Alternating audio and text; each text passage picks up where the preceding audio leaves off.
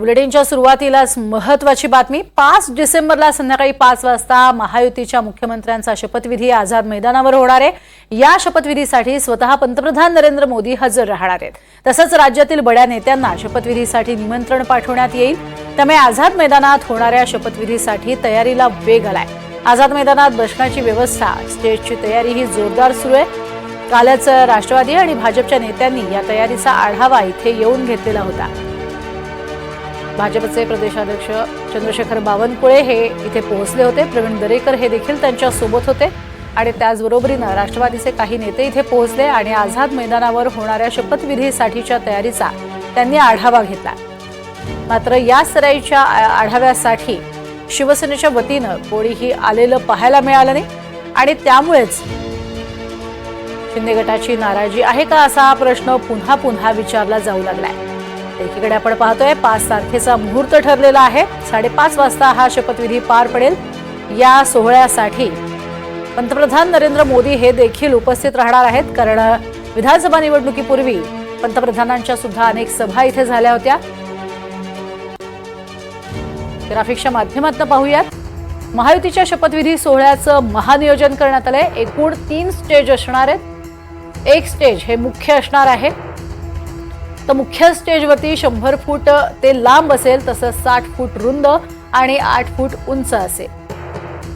व्यासपीठाची उभारणी कशी केली ते आपण बघतोय। मुख्य व्यासपीठावर पंतप्रधानांसह मुख्यमंत्री आणि इतर नेते असणार आहेत, तर दुसऱ्या व्यासपीठावरती इतर नेते असतील, ज्याच्यामध्ये ते सुद्धा 80 फूट लांब असेल, 50 फूट रुंद असेल आणि 7 फूट उंचीचं असेल। तर दुसऱ्या व्यासपीठावर सगळे संत आणि समाजसेवक, लोकप्रतिनिधी असणार आहेत। तर तिसरं जे व्यासपीठ आहे ते म्युझिकल स्टेज असणार आहे। तीनही व्यासपीठांसमोर खासदार, आमदार यांच्यासाठी 400 आसनं ठेवली जाणार आहेत। तर व्हीआयपींसाठी 1000 आसनं ही राखीव ठेवली जातील। 30 ते 40 हजार लोक बसतील अशी व्यवस्था करण्यात येते।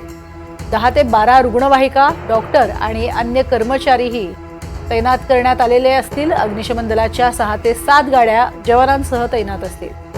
तर ठिकठिकाणी फिरतं शौचालय, पिण्याच्या पाण्याची व्यवस्था सुद्धा ठेवण्यात येईल। सर्वसामान्य नागरिकांसाठी 3 ठिकाणी प्रवेशद्वार ठेवण्यात आलेला आहे। अधिक माहिती घेऊयात। भाग्यश्री प्रधान आमची प्रतिनिधी आपल्या सोबत आहे। भाग्यश्री, जय्यत तयारी करण्यात आलेली आहे। जोरदार अशी 3 व्यासपीठं सुद्धा होणार आहेत आणि त्याचबरोबरीने कोणताही अडथळा येऊ नये यासाठीचं सगळं नियोजन करण्यात आलंय का? अधिक माहिती। नक्कीच प्रज्ञा, आपण जर बघितलं तर माझ्या मागे तुम्हाला स्टेज बांधलेले पाहायला मिळतील। त्यामध्ये आपण जर बघितलं तर एक स्टेज जो आहे तो कल्चरल साठी आहे, एक स्टेज व्हीआयपी साठी आहे, एक स्टेज लोकप्रतिनिधींसाठी आहे। अशा पद्धतीचे 3 मंडप जे आहेत ते इथे बांधण्यात आलेले पाहायला मिळतात। खरं तर कालपासूनच त्यांनी सुरुवात केलेली आहे प्रज्ञा बांधणीसाठी, आणि आपण जर बघतोय तर आज ऑलमोस्ट सगळी तयारी जी आहे ती फटाफट होताना पाहायला मिळते। मोठ्या प्रमाणात इथे मनुष्य कामाला लावलेले पाहायला मिळतात। कर्मचारी जे आहेत ते काम करताना पाहायला मिळतात। आपण जर बघितलं तर 3 दिवस इथे इस्तिमाचा कार्यक्रम सुरू होता, त्यामुळे इथे प्रचंड अशी काल सकाळपर्यंत कचरा पडलेला पाहायला मिळत होता। मात्र आज जर बघतोय तर पूर्ण ही तयारी झालेली आहे। अग्निशमन दलाच्या गाड्या असतील, फिरती शौचालय असतील, पाण्याची सोय असेल, त्याचबरोबर कुठल्याही पद्धतीचा कोणाला त्रास होऊ नये यासाठी रुग्णालय, ॲम्ब्युलन्स असतील, रुग्णवाहिका असतील, अशा पद्धतीच्या सगळ्या ज्या सोयी आहेत ते इथे करण्यात येणार आहेत अशी माहिती जी आहे ती भाजपचे प्रदेशाध्यक्ष चंद्रशेखर बावनकुळे यांनी दिली। खरं तर संत असतील, महंत असतील यांना देखील आमंत्रण गेल्याची माहिती समोर येताना पाहायला मिळते।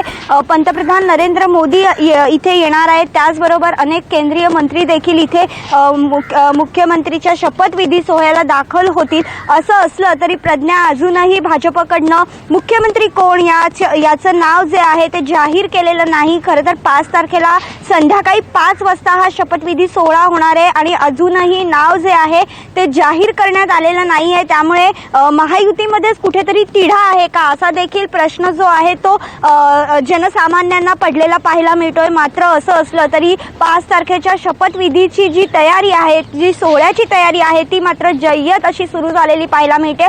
30 ते 40 हजार कॅपॅसिटी असेल इतकी खुर्च्या इथे ठेवण्यात येणार आहेत अशी माहिती जी आहे ती आपल्याला मिळते.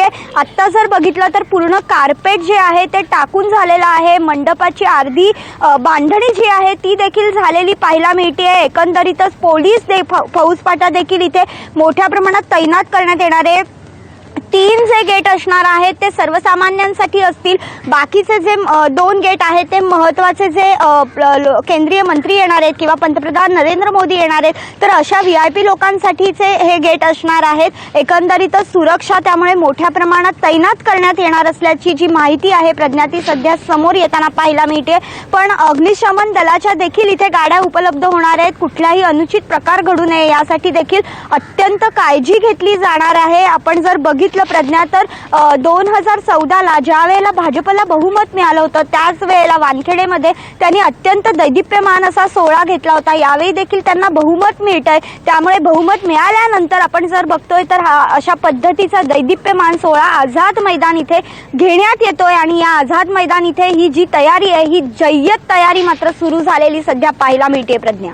नक्कीच आणि जोरदार असा स्वरूपाचा सोहळा सध्या संपूर्ण महाराष्ट्राला आणि भारताला पाहायला मिळेल अशी तयारी भाजपच्या वतीनं तरी सुरू असलेली पाहायला मिळते. तुर्तास धन्यवाद या माहितीसाठी भाग्यश्री.